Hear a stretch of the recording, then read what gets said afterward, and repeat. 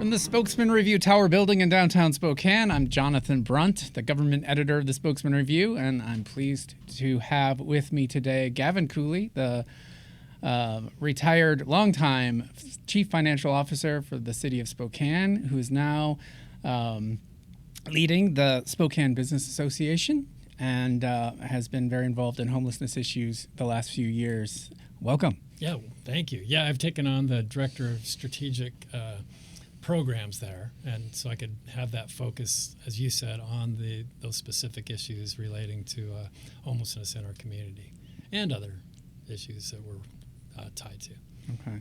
Well, this is a little bit of a throwback for us. I covered City Hall for a long time, and of course, had to talk to you a lot.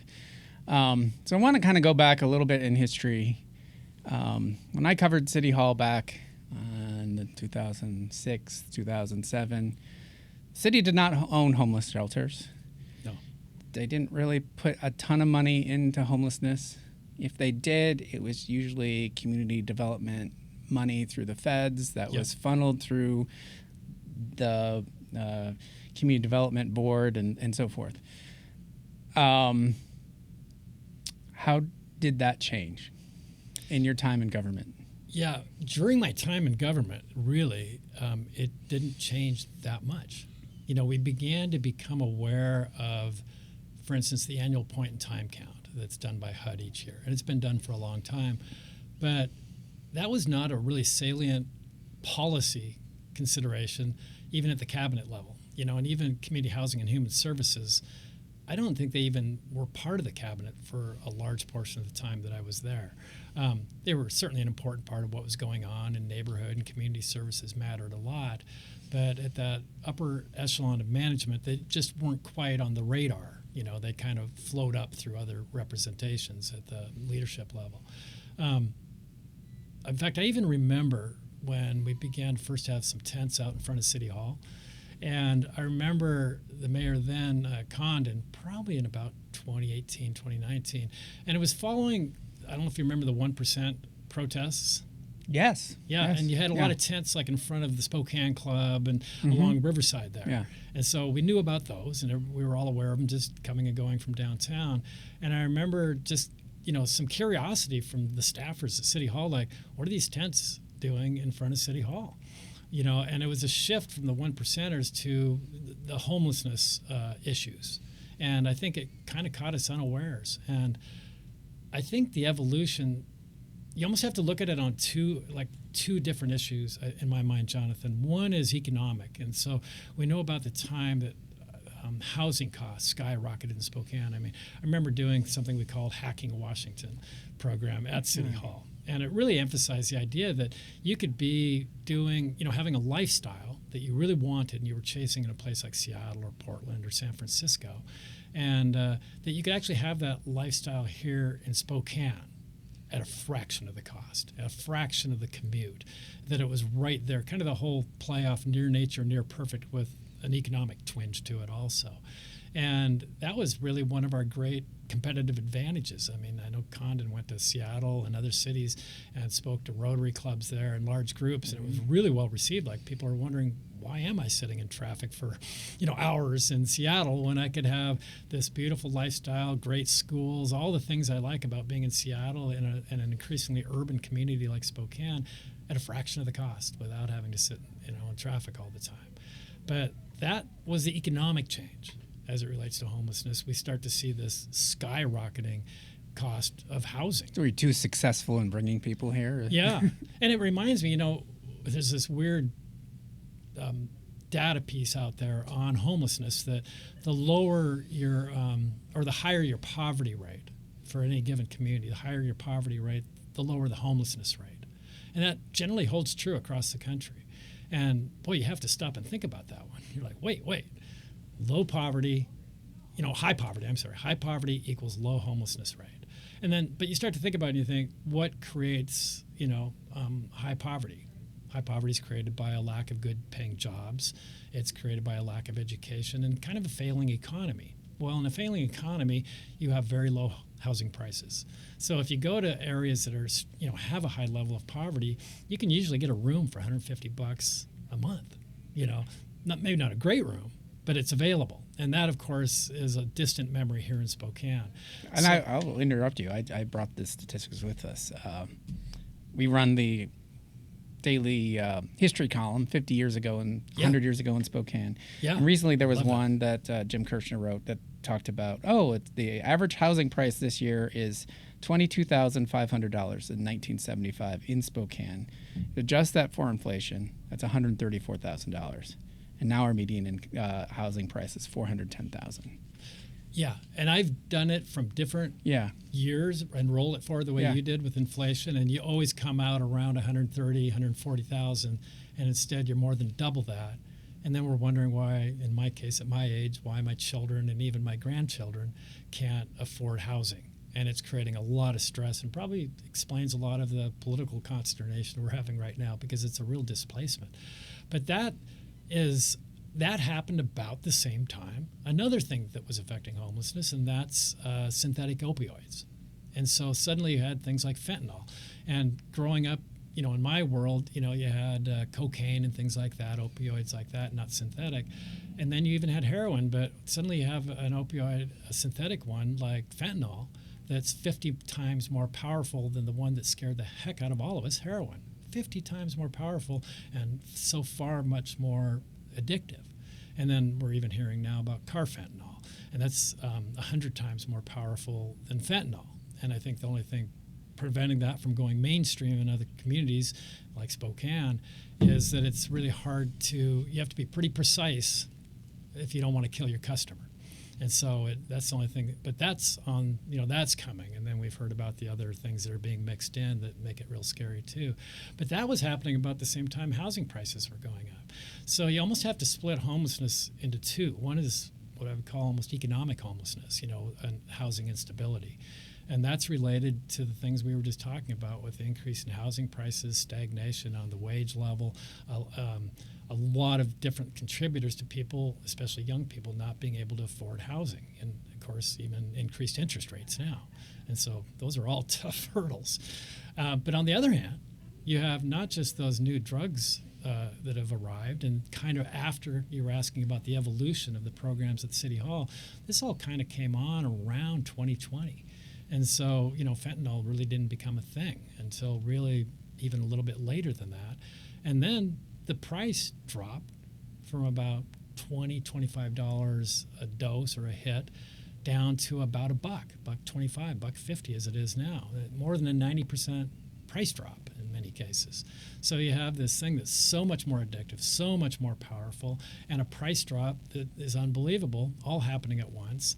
And then that, of course, is creating a different type of homelessness and economic. It's creating an on-street or unsheltered homelessness, is what I would call it. And there's some definitions around. Another definition is chronic homelessness under the HUD definitions. But those are the ones we're seeing as we're driving through our community each day, the very visible ones, and likely the most damaging. And that's where language becomes very important, too, because when we talk about, say, the on-street, we can talk about untreated, behavioral health issues. We can talk, very generically. We can say that because generally that's true, and maybe even more than generally. It's almost always true, and as it relates to addiction and or untreated behavioral health issues. But you sure as heck can't say that at all about economic homelessness. So I'm just kind of saying that at the outset because you got to separate the two, but at the same time, they both happened about the same time and after the Condon administration, kind of into your 2020 period, and then you continue to have an increasing strength of those drugs and a dropping price of those drugs right up to the current point in time that we're at now. Hearing you talk, I'm hearing you say both are the issue.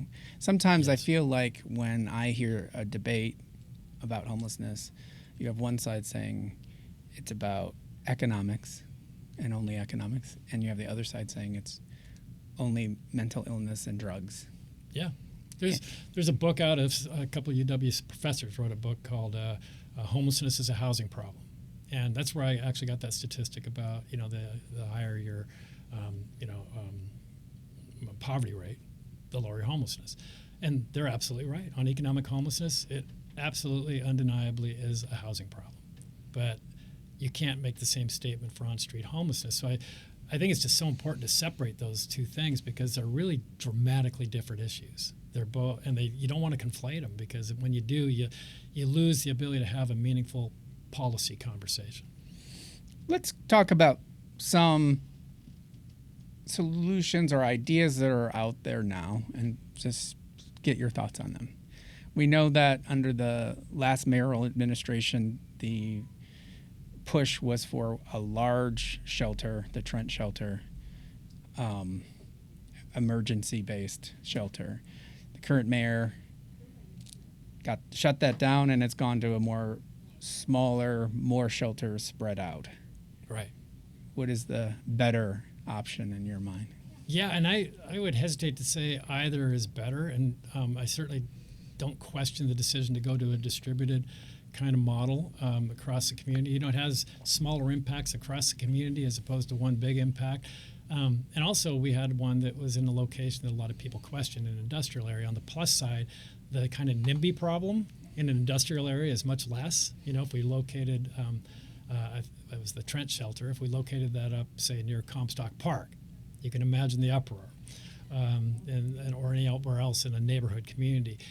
So it's easier to locate them and also easier to just have people located in different areas, a smaller distributed impact. And so, the East Coast has a right to shelter. So your on-street homelessness problem in New York or Boston or cities across the eastern seaboard is much smaller because they have a right to shelter, and that's been embedded in their laws for a long time. We don't have that, and those are low barrier. And does low barrier shelter solve a problem? Well, for sure it solves people sleeping on streets and sidewalks in February in a cold climate like Spokane's or New York's or Boston's or Chicago's. But does it, what's the long-term impact for people getting on the road to recovery? And that's a broader and more complex question. So I guess having a right to shelter kind of situation where people have a place to go to get out of the cold that's low barrier, I think is an absolute ingredient. And then the question of whether it's a large congregate shelter like Trent versus a distributed model, that's a great policy conversation. But I'm certainly understood the reason to go to distributed. I did question the timing. Closing it on November 1 of last year, I thought was a horrible idea. And even if you wanted to get out of that Trent shelter, it's housed on a low barrier shelter basis over 450 people the prior year during various cold points. And so that's a lot of people. And I think at the time that we closed that large shelter, there was maybe 50, 75 distributed spots in place. If we would have had a bad winter, I think a lot of people would have died. And we had one of the mildest winters on record, and I think that saved a lot of lives. Policy decisions shouldn't rely on the luck of good weather to save lives. And so I'm still very critical of that decision to close it. There was an offer to make the Trent shelter, to eliminate the rent from the business community, make it for free until March or April. Just said, yeah, look, if you're going to close it, that's fine. That's a policy decision if you want to move in favor of distributed shelters. But you can't do that on November 1. That's not a humane consideration. And so that decision was made, and I feel like, for the grace of God, the weather was good, and a lot of people didn't die as a result of that decision.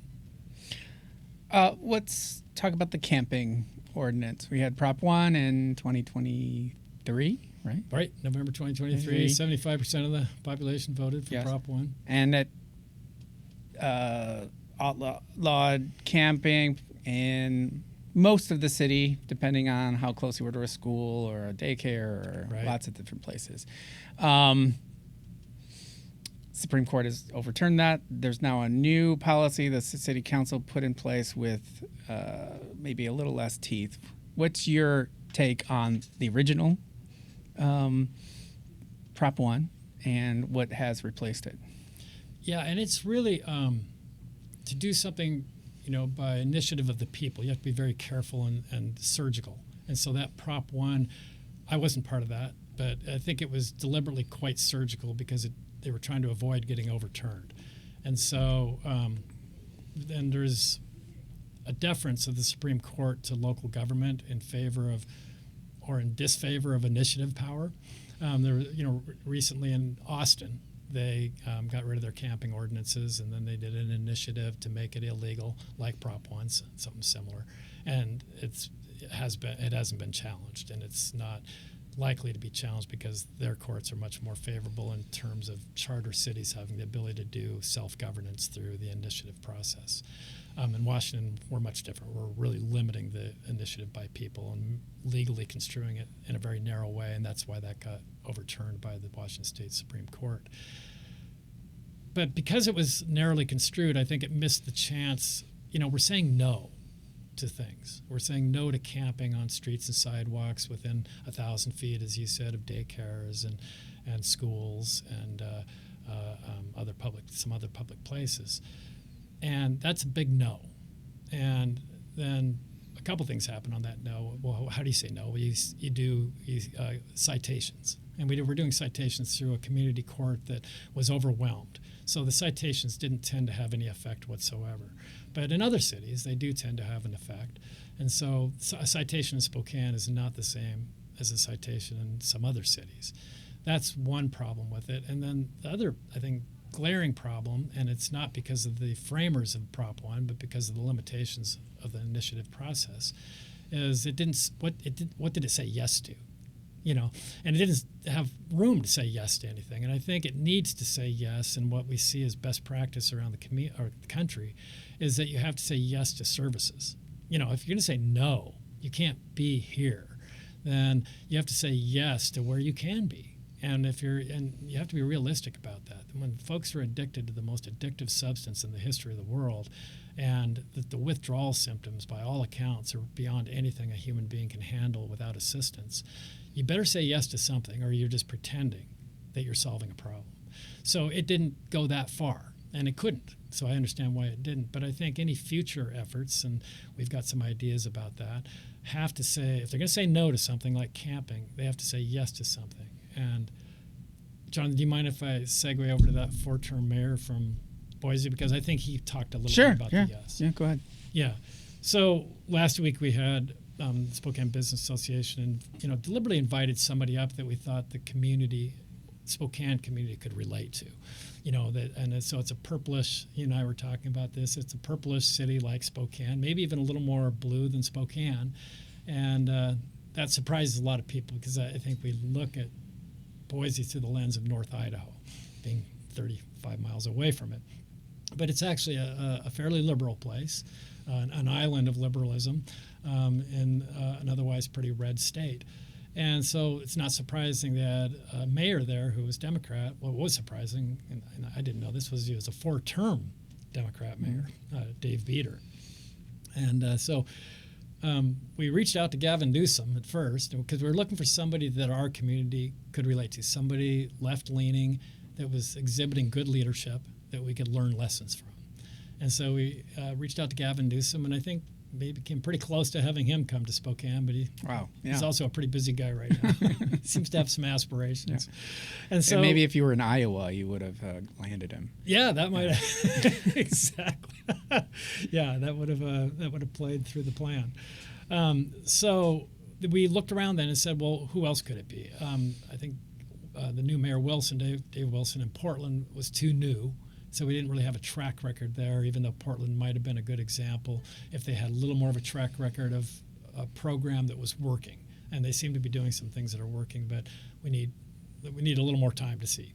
And so we looked at Boise and we thought, wow, here's this 4-term mayor that went out in 2020. And who knew that a 4-term mayor even existed? Here in Spokane, when we reelected Condon, that was the first time, as you know, in over 50 years. And it was just 2 terms, and he's term limited.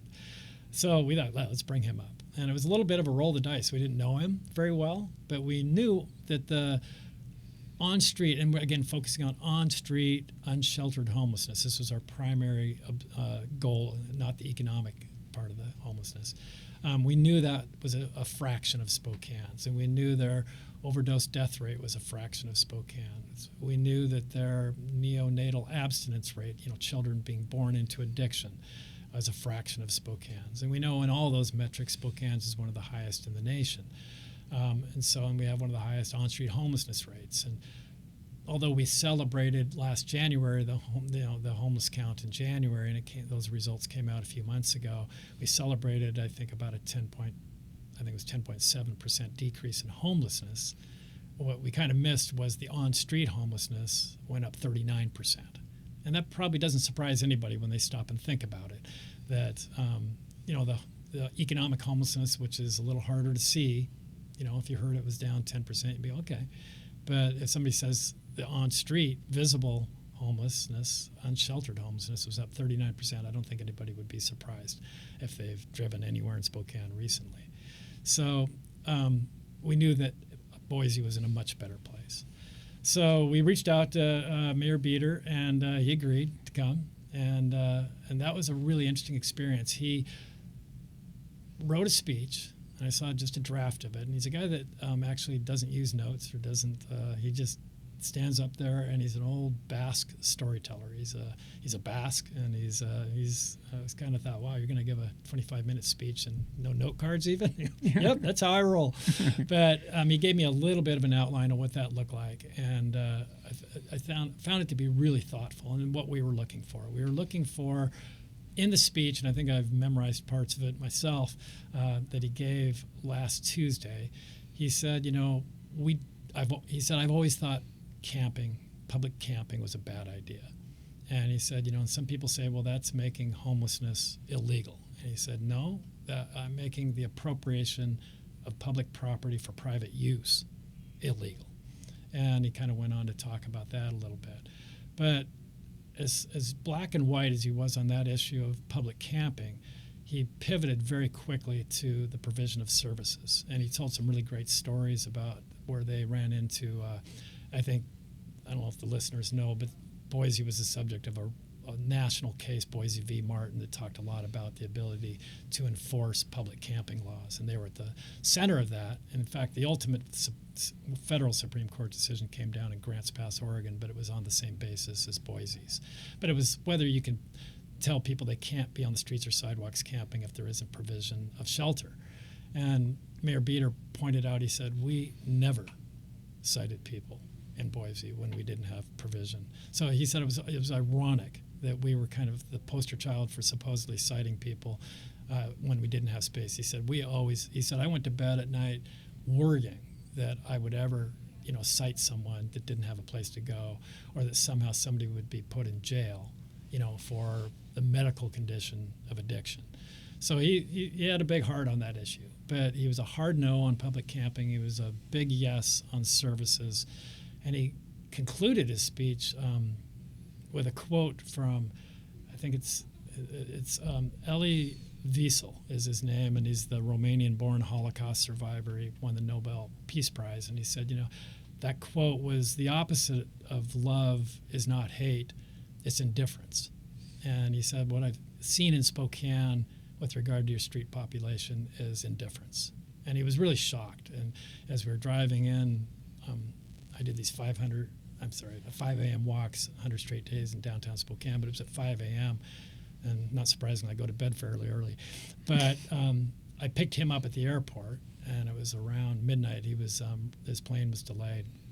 As we drove in, he was just kind of marveling over the beauty of Spokane. You can kind of see the U.S. Pavilion all lit up and all these features of Spokane. He's going, wow, you guys have a lot more really beautiful buildings than Boise has. And he was kind of marveling over the things we have that Boise doesn't have. Mm-hmm.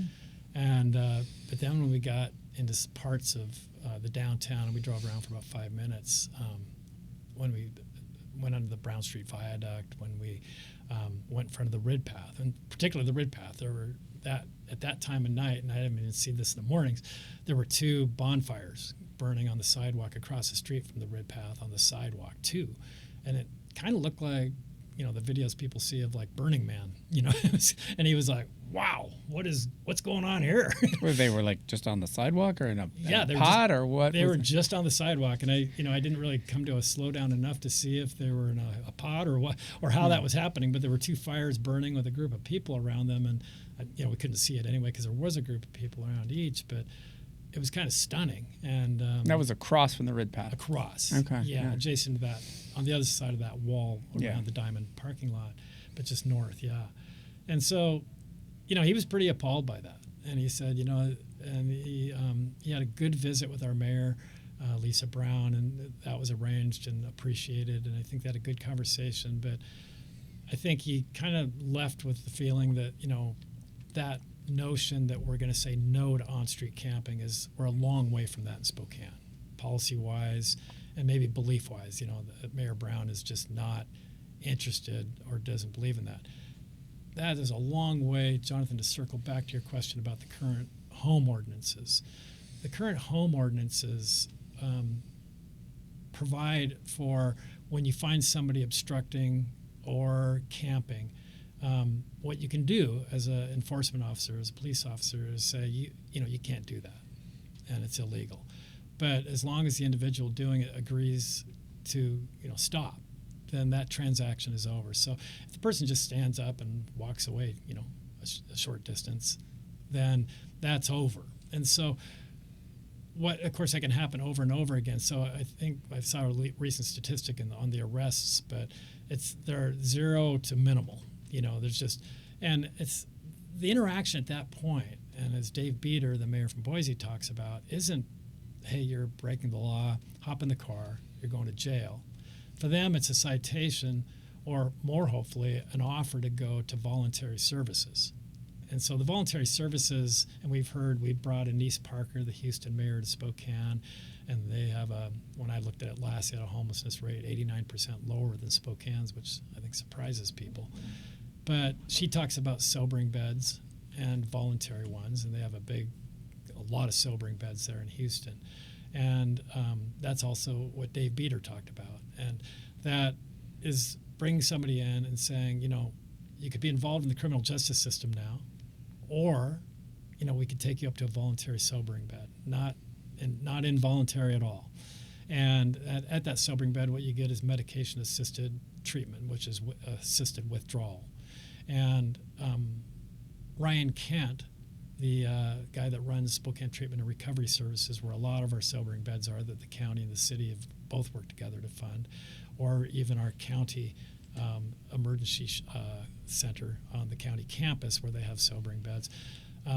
There's a remarkable statistic that Ryan Kent's been tracking since December 1, that when you drop people off voluntarily, so you've taken them from a camping situation or where they're obstructing, breaking the law, and you've said, do you want to voluntarily be dropped off at this sobering bed? And they've said, yeah, as opposed to going into the criminal justice system, I'll absolutely take that. And of course, the choice is always 100%. I'm going to do the voluntary thing. But what percent do you suppose of that people, what percent do you think stay? And they've been tracking since December 1. Stay? Yeah, voluntarily. How long can they stay? They can stay, there's a continuum, and so at the front end, it's a matter of days for the medication-assisted treatment, and then it kind of ratchets forward, but stays beyond the initial few days. And they stay beyond, they don't walk away from it as you drop them off. Let's say half. And you're such a better optimist than I am, John. I thought it was like 10%. Yeah. But it's 82%. 82, okay. Yeah. So, but is it available for anyone who wants it? Yeah. But I think that begs the question, and I'll just because we've just had this event with David Beater, but we could have other examples. But what he talked about in Boise was during the Boise v. Martin period, and there was litigation. He said, for some reason, to this day, even as mayor, I don't understand it, but our officers got the idea that they couldn't enforce any, camping at all. And so for about 30 days, he said they didn't enforce it. And immediately an encampment sprung up right next to downtown with over 100 people. Somebody was murdered there. The people had troubles entering their jobs, including the shelters that were located right there. And it sprang up really quickly. And so what he said was that when they said no to that, when he found out that he said, no, we can still enforce. And so they very quickly did, and they took down the encampment. That what happened, as far as they could tell, and in all their enforcement actions, that about 1/3 of the people went into treatment, voluntary treatment. And because involuntary is just very difficult in Washington, at least. I'm not quite sure what it is in Idaho, but 1/3 went to treatment. And 1/3 found their way into family or friends. They went inside within their own network. They found a way to get with family or friends and continue their journey to recovery. And then he said about 1/3 went away. And so it's kind of a 1/3, 1/3, 1/3. And I've heard similar. Went away. That sounds like shifted to someone else's neighborhood, right? Very vague. Okay. Yeah, very vague. Right. Maybe to other jurisdictions where they're not enforcing, very likely. Maybe into Anise Parker, that 3-term mayor from Houston, said a lot of people, when they enforced, went into the bios, as he called them, that run kind of west to east through Houston. And they have 8 of them. And there's a few of them that don't have any trails or people down there. And she said a lot of people go down there and they kind of look the other way, and with the idea that they'll come into treatment when they're ready. But in the meantime, they can't be downtown, so they've gone into a place where they're, more obscure. But her statistics seem somewhat similar, that maybe 1/3 to half of people went there until they were ready. But that was the 1/3, 1/3, 1/3. Mayor Beater said, my guess is if you're planning infrastructure, your question of, is that available to everybody?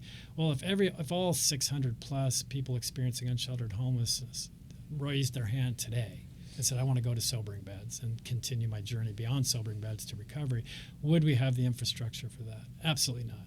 Do we have it now? But what if it was 1/3 of that? And I think if it was 1/3 of that and it was 200 people, I think we could ramp that up really quickly. And it would have to be a ramp up like we see, the 2015 windstorms that we had in Spokane.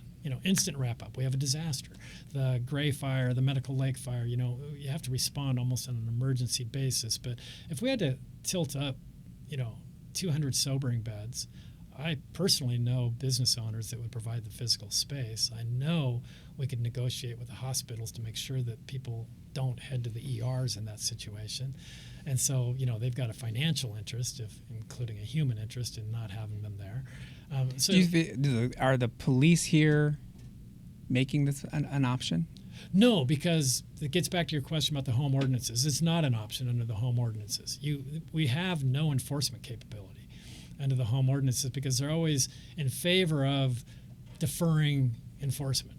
As long as you nod your head and say, I won't camp here now, that enforcement interaction is over. You don't ever have the option as an enforcement person to say, you're breaking the law. You either are going to get cited or go into the criminal justice system or to a voluntary sobering bed. That kind of binary question. Okay, because that never happens. Because that binary question. But is there a question you can move along? They always move along. They just move along. They don't. But do they offer them the chance of sobering beds? I don't even think it ever gets to that point. Then how are the sobering beds? How are people making their way to sobering bed? These sobering beds. I think now it's through just normal outreach. I mean, we have a limited number of beds. I think there's about 40. It's evolving because they put more money into it up at the Stars. I think there's a total of about, 20 and 20 beds doing a little different thing at the county campus, and they're expanding that also. But it's limited.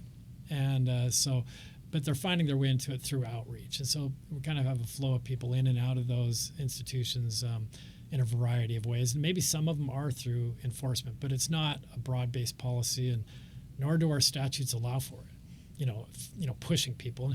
And I think that's the argument. Are we allowed to push people? Are we allowed to use the threat of the criminal justice system to push people off the sidewalks when they're breaking the laws, say camping or obstructing, and push them towards services? And I think that's the crux. And again, the choice would be either arrest or sobering bed. Yeah. You wouldn't give them the option to walk away.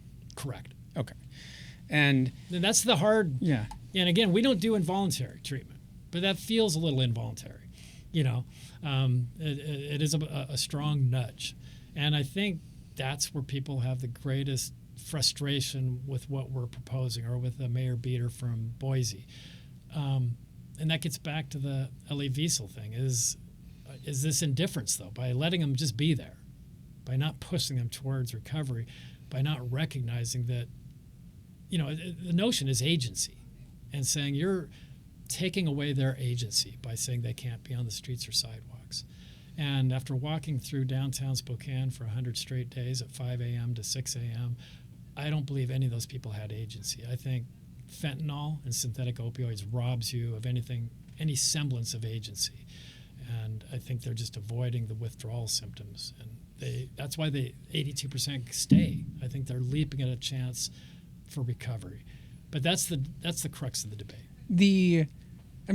Having talked to some people in under the bridges or the viaducts, a lot of them don't want to be in a shelter. Correct. Because of terrible experiences they've had in shelters or fear, yep. or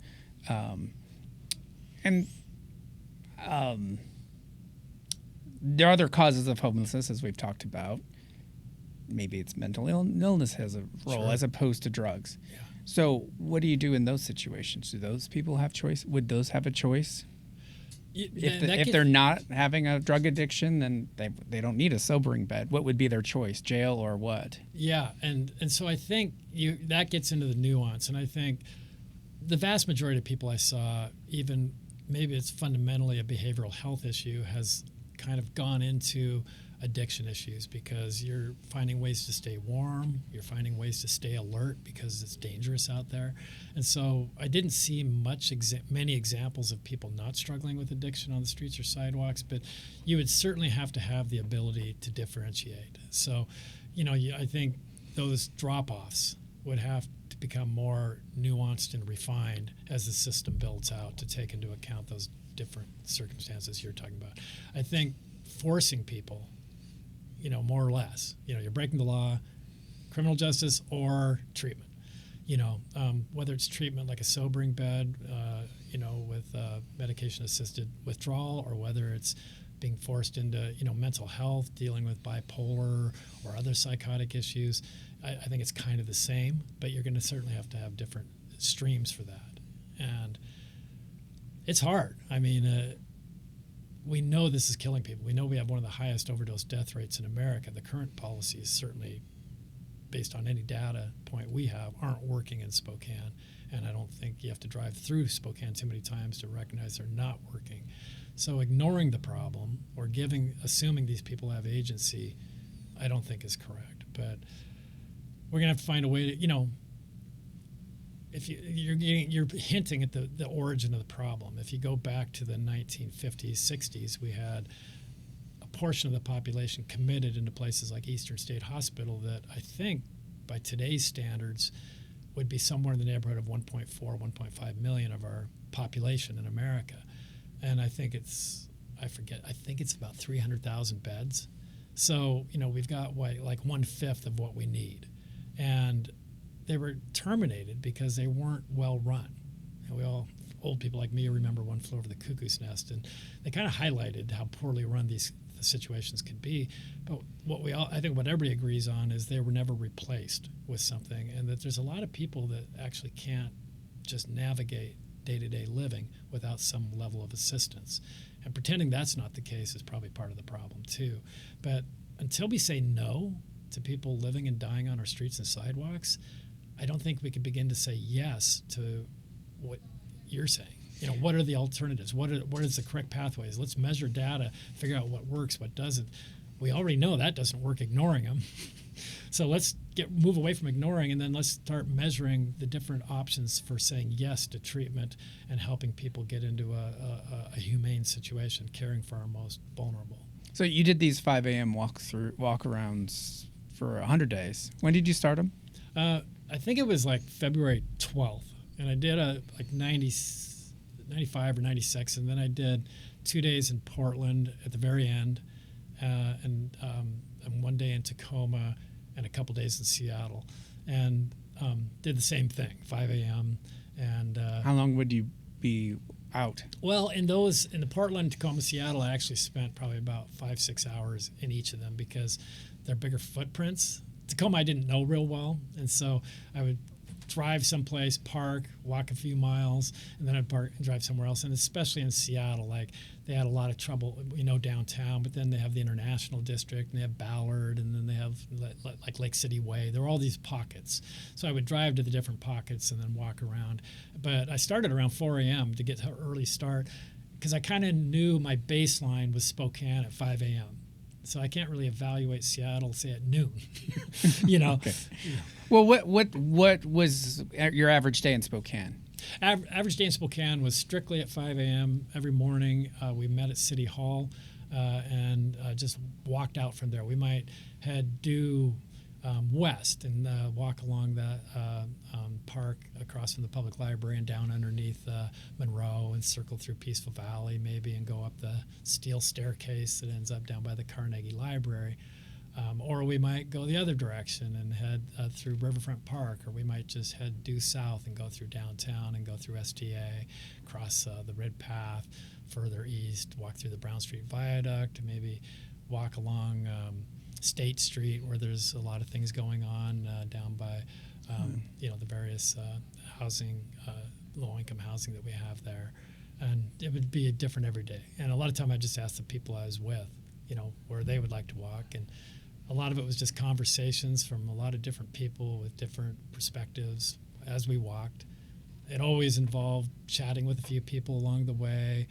I learned early, and it was kind of odd to say good morning to everybody, which, you're dropping into, the most traumatic situation you can imagine with people who probably on average, if I had to guess, have like ACEs scores, trauma scores as high as they could go. And so, people really struggling and at the worst possible situation. And saying good morning just seemed almost,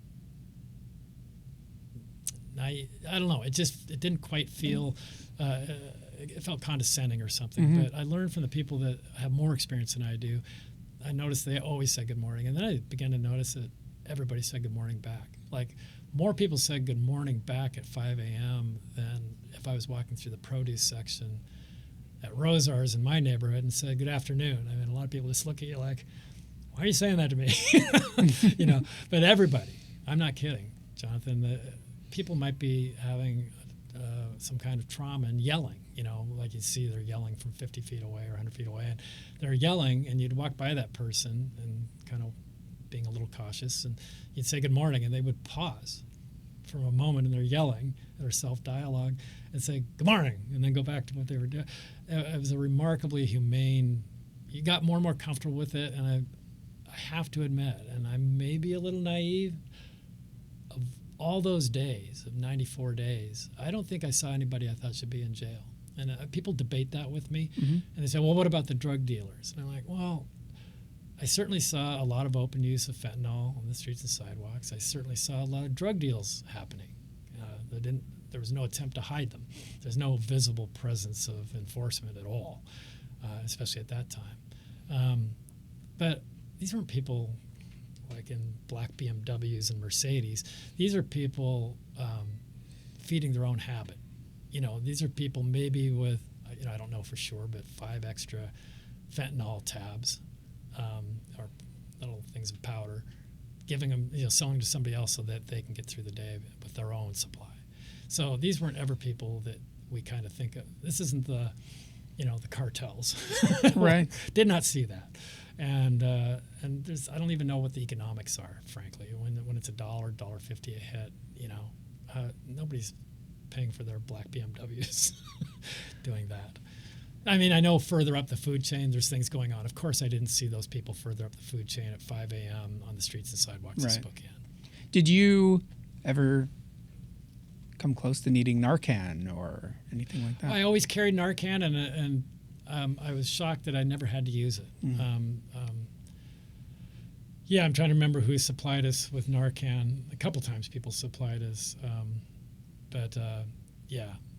We had Jerry Schwab that worked with Catholic Charities, I think, was the guy that first gave it to me, probably a week or two in.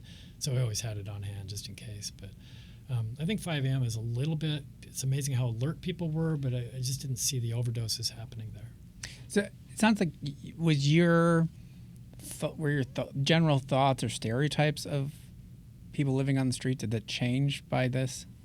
Yeah, for sure. And I think a lot of the perception, and people wrote about the 5 a.m. walks and they asked why are you doing them, and there's a story behind that. But I think a lot of people just felt it was voyeurism, that you're just out there, like going to the zoo or something like that. And I've got addiction in my own family, and it's something that's very dear to my heart. I can't imagine anything more opposite than voyeurism with what we were doing. We were trying to have conversations, draw attention to it. And because of my political background, it was fundamentally about if you make bureaucratic institutions really uncomfortable, then they actually will do things. And, they're kind of a day-to-day operation, and they tend to run like a machine. I always thought City Hall, my time there, it reminded me, I have a Jeep Wrangler, and it's an old-fashioned car. And if you put it in four-wheel drive low, you could be in third gear and it goes like 5 miles an hour. It's just such a slow, gritty car, but it'll climb anything. And it's just persistent. It'll do what you expect it to do, but it's really slow and ineffective and inefficient. Not ineffective, but inefficient, slow. So City Hall is a little bit like that. Like all big institutions, governmental, you can rely on them. Your garbage is going to get picked up. Your water is going to arrive. This is the things we depend on City Hall. We want it to be steady and reliable. Maybe not a spectacular performer, but once in a while you need spectacular. And we need it now, and you need it in moments of disaster. And then you see them bounced out of their day-to-day routines where they're up at 5 a.m. Condon was so good at that, like during the 2015 windstorm. We'd be out there at 5 a.m. talking about what worked yesterday, what didn't, and pointing fingers, and all the agencies were there and responding to it day to day until the problem was handled. You need to push institutions. And so this 5 a.m. walk was just a metaphor that I came up with and said, if the mayor, and not specifically Lisa, but any mayor, if they said, hey, to their cabinet, I'll meet you out front tomorrow morning. Everybody, we're going to have our meeting tomorrow at 4 a.m. I used 4 a.m. I shifted it later because that was just too early for me. But I said, 4 a.m. Everybody out front in the morning, we'll have a meeting. Our cabinet meeting tomorrow is at 4 a.m. in front of City Hall. And, of course, everybody would be like, oh, crap. And they'll all be getting to bed early, whatever. And then maybe after 3 of those successive meetings at 4 a.m. every day, the mayor might say, hey, we're going to do these 4 a.m. walks until we can walk a mile without seeing a single person on the streets or sidewalks suffering and dying in the fashion that they are now. And I can guarantee what would happen. The next day or maybe that same day, I'd be people like me, I'm a financial guy, I'd be talking to the police chief like, hey, Chief Hall, what can you do to help us out here? We don't want to be out here at 4 a.m. every day. This is really messing with my home life. I got to go to bed at 7 p.m., to be solid. And then that police chief would say, I'm real limited here. I got broad-based responsibilities. I can't just suddenly do downtown, for instance. And or we're already working in the neighborhoods, et cetera. And then he'd be reaching out to Sheriff Knowles. And we'd all be reaching out to the city council. The council would be reaching out to the county commissioners and to the valley. And we'd be looking at our collective resources and saying, how do we, just like we do in a real emergency, like a fire or a windstorm. And we would all be working together. We'd have this cooperation that we're not seeing now and an emergency response. And so in my mind, having spent 17 years at City Hall, I honestly believe this, Jonathan, that if a mayor did that, as simple as that sounds, that within 60 or so days, you would have that mile walk and not see a single person. We would have found a way. And we would have been talking to the hospitals. All the providers would have been brought into the conversation. Of course, the providers are they're the real magic. They're the ones that know the situation. But we would find ways to leverage their skills, abilities, and their resources. And we would understand the problem better. And pretty soon, we would be like a well-oiled machine, making sure that we didn't have people dying on our streets and sidewalks. So that's why the 5 a.m. walks. But did it change my perception? Yeah. It was way different. Driving through downtown, you think you know it, but you actually get up close and personal. And I'd walk through the Brown Street Viaduct, and I've got 8 kids, but my last one's a junior in high school, and I would see kids that I know were on their way to school. They were dressed for school, and somehow they got down to that place, and were getting fentanyl, and in that place using fentanyl, and maybe making it to school for a while. Sooner or later, definitely not. Once you're addicted, it all falls apart. And Sheriff Knowles shares a spectacular story about his own daughter who's in recovery, and she herself is a tremendously inspirational story. But it's a great example of how this can happen in homes you would never expect it. And I deeply appreciate Sheriff Knowles' ability to share that with our community and kind of normalize how this is affecting not just the people, we tend to distance ourselves. Well, that's not us. Well, it is us. You mentioned that you've had some family members deal with this too. Yeah. What can you say about that? Yeah, it's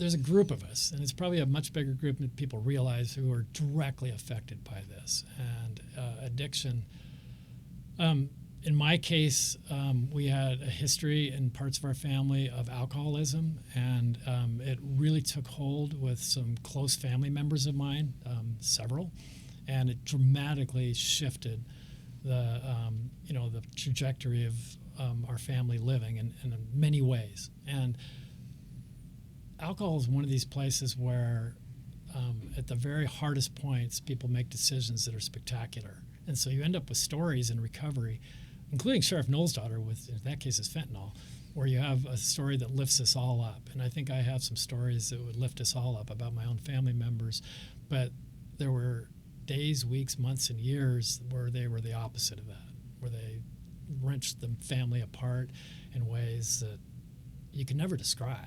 You could only nod your head, with other people. Yeah. Well, I'm glad to hear that is on a better trajectory now. Yeah, thank you. Do you need a drink? No, I'm good. Okay. Okay, it's okay. Yeah. I want to talk about politics a little bit. Yeah. You worked for lots of different mayors, and kind of conservative mayors, moderate mayors, left-leaning mayors. And after you left, you did endorse Lisa Brown as for mayor. Yeah.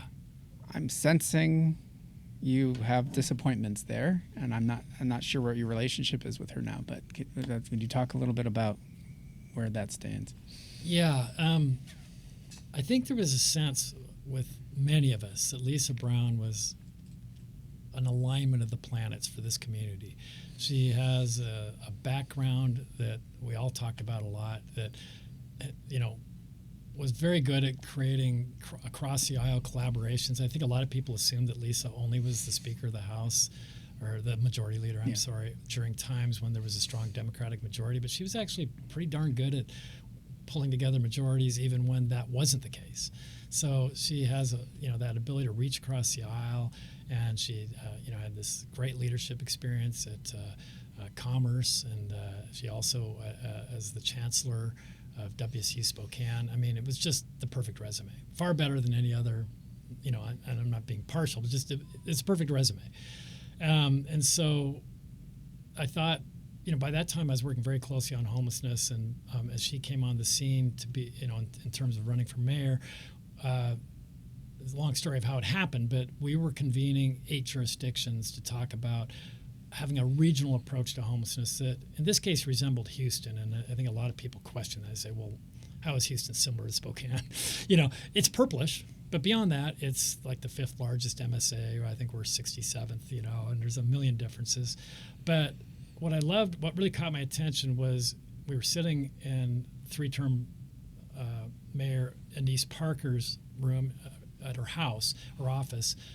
She was talking about how she really turned Houston around and how it became the lowest homelessness rate in America of any large city.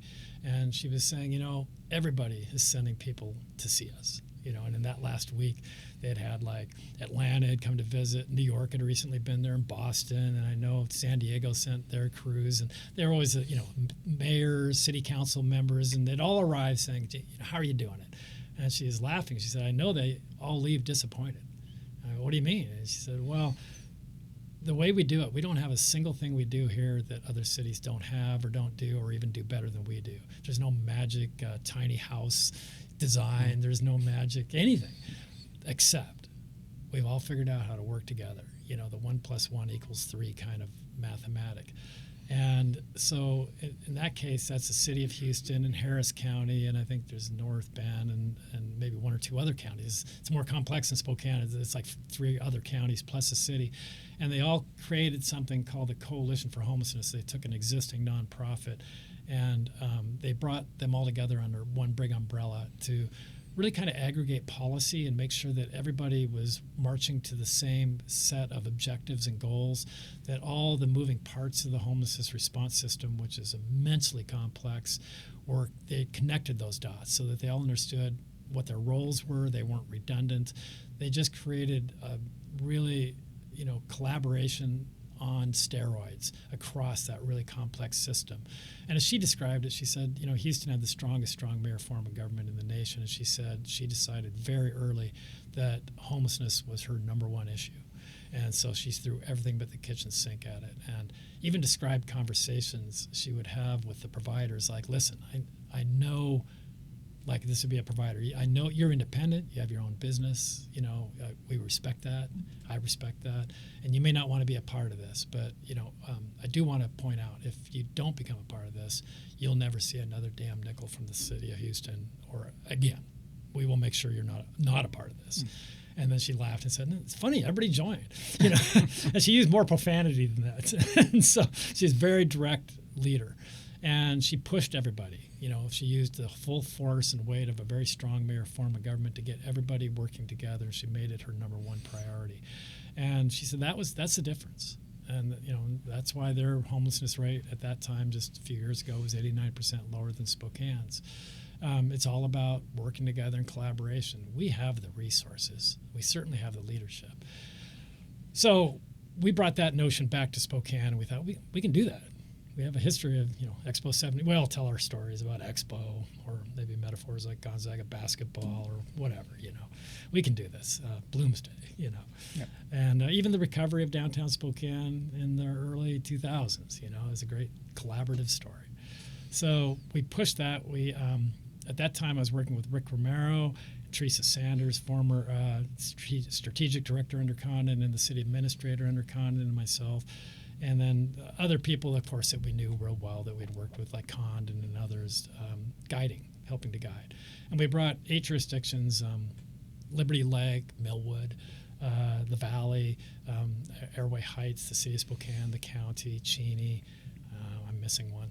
But we all came together and met for a couple hours on Friday nights at Inovia, and we carved out what looked like our own version of what Houston was doing. We because we use a lot of public development authorities in Spokane, and it's a statutory mechanism we have in Washington State. It was set up as a PDA. We had a lot of meetings over governance, and we ended up treating the valley, the county, and the city as absolute equals, 2 members from each one, and in the leadership council. And the decisions, this group, it was 8 jurisdictions, but it was the mayor of each jurisdiction, and then a left-leaning council member and a right-leaning council member, and then their chief administrator. So, like in our case, the city manager. So at that time, it was Nadine. It was Lori Kinnear at various points, Brian Beggs. They kind of switched off, and then Jonathan Bingle represented the right, and Brian Coddington was the administrative representative. That was the city, and we had the same composition from each of the 8 jurisdictions. And we finally arrived at something that absolutely worked. And I was briefing a candidate, Brown, pretty much on several weeks or a month each time, and we would talk about finances of the city because of my background, and also how this was coming. And wanted to make sure she was up to speed, because if she won the election, kind of appeared she would, that she would be ready to hit the ground running. And to make a long story short, we all agreed on that. Those 8 jurisdictions all agreed. We held off making the decision to actually put that PDA in place and have it voted through, even though I think we had the support to do that at all 8 jurisdictions. We held off because it was apparent we might very well have a new mayor, and it made sense that if there was a new mayor, she should absolutely have her fingerprints on that decision. And so I headed up the financial transition group for Mayor Brown after her election, and was focused primarily on the financial, but also still working that 8 jurisdiction coalition. And then at some point I said, well, we need to move forward with that. It's all set. We have the enabling legislation, we have the governance, we have the vehicle, everything's in place. All 8 jurisdictions have agreed. But you're a new part of that 8. Are you ready to go? And it was a meeting, one-on-one in her office, and she said, Gavin, there's enough partnerships in this city, and I'm just kind of summarizing it, but it was something to the effect, there's enough partnerships in this city that I feel aren't working. And she identified Shrek, for instance. And we know Shrek, and I use that as a good example because it's still not working. Right. Spokane Regional Emergency Communications, where I don't trust those partnerships and some of the people in those partnerships. And I'm not going to create another one where I don't feel comfortable with that partnership. And I got to tell you, Jonathan, at that point in time, I had an office outside of Lisa's office. I was working on financial matters, kind of helping design a new budget for the new biennial budget. And but primarily, my whole interest, I was retired. It's all all that work was volunteer. I was just interested in this homelessness issue, and that was devastating. And I kind of stuck around a while longer, thinking I might be able to sway her over. And it was very clear at some point that I wasn't able to sway her over. So, and I still haven't been able to sway her over. We had a parting of ways when the Trent shelter was closed on November 1, and I felt strongly that we needed to find a way to keep it open until spring, because it was just a matter of, not that that was necessarily the best option. As mayor, she has that right to decide, but closing it in November without a full replacement. We had a model distributed shelters, but we didn't have the numbers in place yet. So if we'd have had a bad winter, I felt strongly people would die. Thankfully, we had a very mild winter. But that's the last time I think we've spoken directly. It seems like on this issue, there should be a lot of agreement on the left and on the right. We don't. Feels non-political. On a lot of it. Mm-hmm. But no one wants there to be, overdosing on the streets or drug use on the street, especially the hard drugs that we're talking about. No one wants suffering on the streets. What do you do to bridge this gap, given that the bottom line goal, I think, is universally agreed on? I would never question any of our elected leadership that they don't agree on that goal. And I'll tell you, on those 5 a.m. walks, sometimes my sisters were in town, and they're in the social services in Seattle. And we would argue nonstop the whole way, 5 a.m. And we'd be walking through the Brown Street Viaduct, and I would say something like, "We can't allow this to continue." And I'm speaking almost as a dad of people who have struggled. And they say they have a right to be there. And I would say, no, they don't. And that's kind of the crux of the argument. But these are two people, my sisters, that these are people in the helping professions. And so they have a very valid position based on their day-to-day life. And they know a lot more about it, frankly, than I do. But just from almost a political perspective, I found the one group that always agrees, that I've seen, when you say they can't be there, we have to do everything we can to push them into services, everything we can. The one group that I found is universal in agreeing with that, and I've read a lot of their books, that's where I learned a lot about this topic, are the parents of addicts. They're just like, no, gotta help. So with that said, we have disagreements on carrying it out, and it's all around the enforcement issue. That, no, I'm not going to force people into treatment. And even though it's not involuntary treatment, but it still feels like it, because you're saying kind of like jail or citation or voluntary treatment. Can we, let's say, ramp up treatment options with maybe not a this or this, but hey, to try more incentives to get people into treatment. John, I think you're highlighting the crux of it. I'm personally of the view that when people are addicted to fentanyl, they don't ever find a way to make that volitional move. But I think that's exactly what my sisters would say.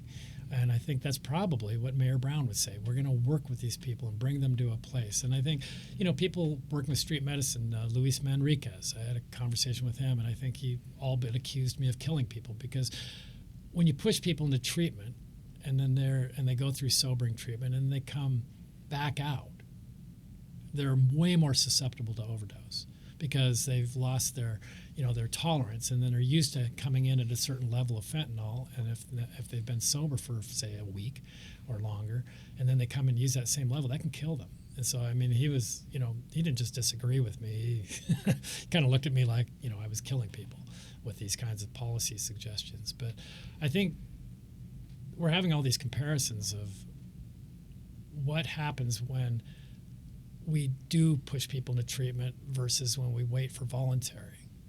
and that's the kind of the comparison. But in my mind, I haven't seen voluntary happen. The way out of fentanyl in Spokane is through death. So the comparison should be not voluntary versus coerced, not involuntary, but coerced, certainly treatment. You need to compare that with doing nothing, not voluntary, because people aren't coming into voluntary treatment by themselves. I mean, or at least. But is it really offered to them? Yeah, is it really offered to them? And like, is there really a push to try and, Well, Jonathan, you can find that out in a week. Yeah. You really can. And so, I love that. I mean, that's the power of a mayor. I mean, you could sit down with your police chief and the brass and say, for a month, we're going to, no more flashing the lights and getting on the microphone. We're going to get rid of the cars. No cars. I don't care what month it is. We're all going to walk around. We're going to have, people are dying on our streets and sidewalks. You're going to see people downtown, police officers downtown, which we don't see much of. And because they really can't do anything right now under the current home ordinances, they're disempowered. But if you empower them and say, you're going to be walking or ride bikes, and we're going to engage directly, and for every person you see on the street or sidewalk, you're going to offer them services. We're going to make sure those services are available. I'd love to know what that does. And maybe that, until you try it, you don't know. But that's the idea of saying yes to something. And we've got to do it. I mean, people kind of laugh at these people acting crazy, or what we really see a lot of is you see what is called the fentanyl fold, and where people are just bent over, not moving, almost in a zombie-like fashion. And you see that quite often. And I hear people laughing at that, and it's so not a funny situation. That's when their autonomic system, the things that go automatically, breathing and, the respiration and the heart rate and all those things, the autonomic system is shutting down. It's as close to death as you can be. So we've come to a place, from a policy perspective even, where the citizens of Spokane are walking by, driving by people who are so close to death and averting their eyes and driving on. And I do it. We all do it because it's an overwhelming situation. And sometimes I do that with my children in the car or my grandchildren. I have 14 grandchildren. And, when you have a grandchild in the car and you're driving by people in obvious need, what are we doing to our families and our sense of humanity with the children and grandchildren we're raising? So we need to step away from that. And I love your idea. And we shouldn't say no to that. And maybe that should be the first step. But I kind of suspect that that's not going to be as effective as just saying, look, you're breaking the law, you have a choice, because everybody, and really push them into it. Well, I just would say, is there a place to start, I guess, is my question. And would there be, are there the resources that if you offered everybody very voluntarily and kind of said, this is definitely an option for you, would there be the resources to do it? Well, declare an emergency tomorrow, go full on into it, and do it tomorrow, because we're coming into the cold season, and you'll know in a few weeks. And if you have to do the coercion method, you'll know that within a few weeks. The goal should be not to have hundreds of people downtown on the streets and sidewalks going into December, where we know a large portion, I think one is almost each day is dying. That needs to stop immediately. And we've lost more people to fentanyl overdose deaths, and I'm kind of conflating that a little bit with methamphetamine and the other things that are mixed in, than all the emergencies that are emergencies in our minds, all the windstorms, fires, and other emergencies with snowstorms combined in our city's history. We've just in this short period with synthetic opioids, and the last thing we're treating it like is an emergency. We've declared emergencies. I think declared one last year in February, but they're not an emergency like I remember when we had a fire. It wasn't an all hands on deck. It was kind of like, well, we're going to divert these resources over here a little bit, and we'll do a little of that. But there was no show of force. There was no sudden police presence moving people into services. And, we need to get into that place. And I think we also, just from a policy perspective, need to understand that, and this is maybe another part of the reluctance on enforcement, that enforcement was used in the 80s, 90s, and 2000s early to take people with a medical condition, addiction, and put them in jail. The last place you would want anybody from as a CFO, it makes me cringe, financially, but also just they're not set up to handle that. And so now, some 20-some years later, we're saying now we're going to shift gears. We're going to ask the enforcement be the actual helpers, the people moving them into services. And that's a shift we have to make. And my experience with enforcement, is they would love that role. They would love to be not the people going and sitting in the Sally Port at the jail waiting to fill out all the paperwork to get them into jail or whatever. They would love to be the person taking somebody up to a sobering center voluntarily and dropping them off where they can get the help they need, or whatever formation that takes, even under the approach you're talking about. But one way or the other, we got to get a hard push, Jonathan, because if we don't, I don't think we ever reach that one-third thing that Peter was talking about. If we just say, we're going to do our best, but our best may still be that we have a few hundred people on the streets and sidewalks, I think you have to define that result that says we're going to have none. We're going to work towards where, on average, when you drive through downtown Spokane or other neighborhoods, you see nobody laying down on the streets or sidewalks. And that's going to take probably a really concerted push. Maybe it's all just offering. Maybe that would get us there. But if it doesn't, I think we have to push it, because we need to figure out what the capacity is that we need. Who's going to say yes to this? And then we need to get busy, all the sectors, and coordinating all those sectors, and the business community is going to have to kick in. This is an all hands on deck moment if we actually decided to do that. I don't know if this is an issue that you would weigh in on, but in the Woodward administration, there was discussion about moving the House of Charity out of downtown. Yeah. Do you have a thought about that? Yeah. The models for feeding people in that fashion, in that location, I think Catholic Charities has recognized that's there are so many thousands, many thousands, tens of thousands of great stories coming out of House of Charity and that work there, but it's not working now in the age of synthetic opioids. If you go up to Shalom Ministries across from Lewis and Clark, I drop off, he's a junior now, but I drop him off at 8 o'clock, and then I drive it's a block, it's one block, and I see open use fentanyl. I mean, it's as easy to get, I would suspect, easier to get fentanyl than it was for me to get Olympia beer, which was 3.5% when I was a kid. Much easier. Unless you had somebody's dad that wasn't paying attention. But right. I can hardly believe that. But I know Shalom Ministries has been probably around 30 years too, and very successful and helped so many people. But it's a model that's no longer working, and it's exposing neighbors and the downtown in those two cases. And I think Catholic Charities is working as quickly as they can to. They've been evolving their model to a much different model with Catalyst up on the West Hills, which is a much more secure facility, and there's much more follow through. And it may not be popular right now because people are frustrated with the east end of downtown, but my wife worked she was in guardianship, and we dropped a number of people off that I helped with 5, 6, 7 years ago in the havens, as we call them. And they were delightful locations. People were in the common areas playing cards. Everybody knew each other. Even walking somebody new in, the people would greet them. You would get them moved into their new apartment. And it was kind of a remarkable setting where people were in a great place. And I think what's happened without the enforcement, Spokane just isn't enforcing on these drug crime issues. What happens with something as addictive as fentanyl is what started out, and I've heard the CEO of Catholic Charities beg the city for enforcement, and saying, look, these dealers are preying on our population, which is a very vulnerable population by definition. And then, of course, what happens is those people prey on those people, and then the people that were preyed upon that are living in those havens, they themselves get addicted, and pretty soon undoubtedly they're dealing too. I mean, on a small scale, but within the building. And pretty soon there's a complete breakdown of what was a remarkable success at the outset into the situation now. Nobody building those buildings had any idea that fentanyl was coming. And neither did when the House of Charity was established some 30 years ago. I'm kind of guessing at the number, but I think it's about that. Of course they couldn't have seen fentanyl coming. And so it was an operation for the time that worked really well. And I think we owe Catholic Charities and others like Shalom Ministries a debt of gratitude in our community. But I also think we have to evolve it quickly. And I know Catholic Charities is working on that. I'm not sure about Shalom Ministries, but there's been a few closures. That handing out food, people are just kind of walking from up to food, going down to the Brown Street Viaduct and other locations, using fentanyl all day, going back, getting a meal, doing that again. And it's a cycle that's just killing people.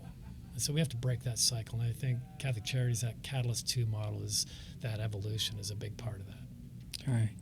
I've kept you here for a long time.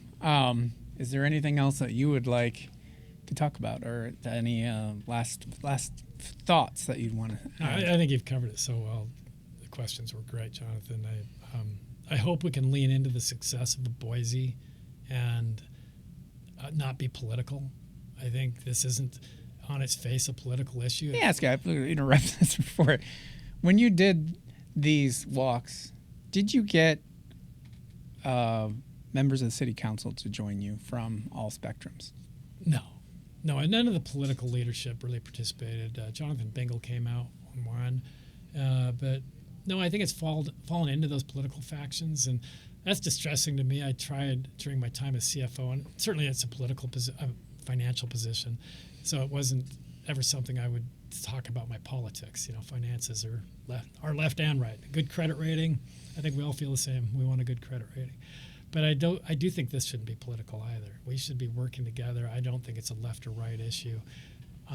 When I talk to individuals, we're working on a charter amendment right now that will kind of enforce the city.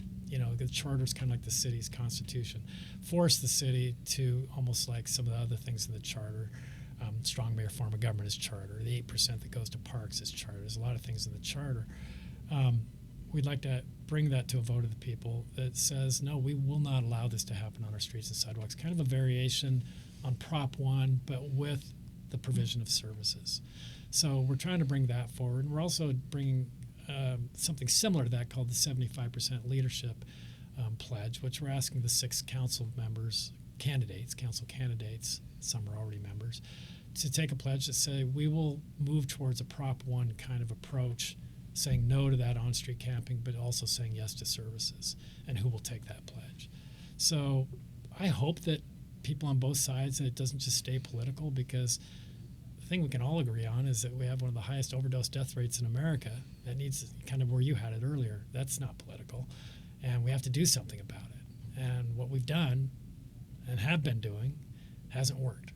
So when I brought that charter amendment to very liberal, it's being developed by me and others within this more conservative, business organization, but I've shopped it around with people on the left and with quite a few people, and they've made a few recommendations and tweaks, and they say, wow, does Mayor Brown like this?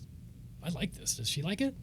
And although I haven't had any I've had some somewhat negative feedback just on the cost. I think Mayor Brown just made a little bit of a critique on the cost element of it. But aside from that, I can't imagine that she wouldn't, but I'm worried that it's going to get politicized. And, as a CFO for 17 years, it's going to be way less expensive to deal with this problem and coordinate the resources than it's going to be the cost we have now. We have a 32% commercial vacancy rate downtown. A lot of that's to do with what's going on downtown with this situation. We can't afford that. So I hesitate to extend this, but when you say when would we see this potential charter amendment? It's for next year, or is it? No, I think I'll be reaching out to you, and I think we'll probably be looking to have a press conference next week. Oh, okay. Yeah. Well, we'll wait for it then. Yeah, we'll file it with there's kind of a process for charter amendments that you file it with the city. The city attorney looks at it. It goes to the council, and then the hearing examiner. So there's a process that they go through. But I think we're ready to get that out there and that 75% leadership pledge. So more to come on that. Okay. Gavin, thank you very much. I really appreciate your time today. Jonathan, real pleasure. Thank you. Thank you.